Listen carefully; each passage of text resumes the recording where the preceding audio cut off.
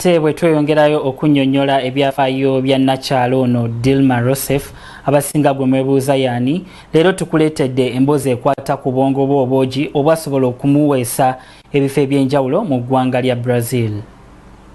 Nakyala Rousseff okuva mu buto bwe n'obuvubuka bwe bwonna mukyala ateerya ntama era ng'olugendo lwe lw'ebyobufuzi yalutandika yakamaliriza emisomo gye mu University ya Minas Gerais School of Economics, University ey'ebyenfuna. Okumanya yali mukyala naggwano yeetaba mirimu gy'amagye g'eggwanga lino ng'ali mu kibiina kya National Liberation Command.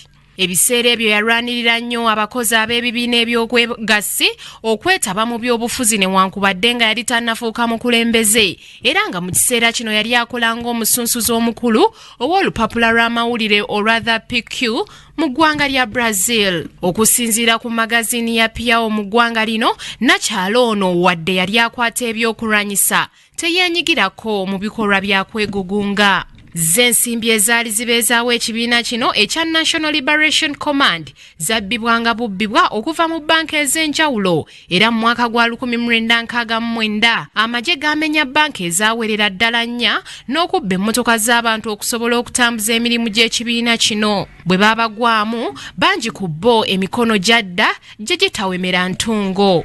Mu mwaka guno gwennyini ogwa 1969 ekibiina kino kyeddaabulula ne kituumibwa Vanguard Armed Revolutionary, era nga Rousseff yalondebwa ng'omukulembeze waakyo nga baamulonda bagamba nti olw'obwongo bwe obwogi y'omu ku baayinza okukyusa ebyobufuzi bya Brazil, one of the brains of the political revolutionary schemes, era nga kino kyamuweebwa Commissioner wa Poliisi Newton Fernandes. Olw'okubanga ali mu kibiina ekinyaguluzi omwaka 1969 mu mwezi ogw'omukaaga nga kyamuteekebwako nti ye yali kagezi munnyo eyali emabega w'okubba eby'obugagga obukusike obweyaliko gavana w'eggwanga lino Sao Paulo, ng'obubbi buno bwaliwo mu mwezi gw'omukaaga ng'ennaku z'omwezi 18 ng'ebyobugagga ebyabbibwa byali bibalirirwamu obukadde bwa $2 za Amerika 2.5, era nga bwe buno obunyazi obwabalirirwamu amagoba amangi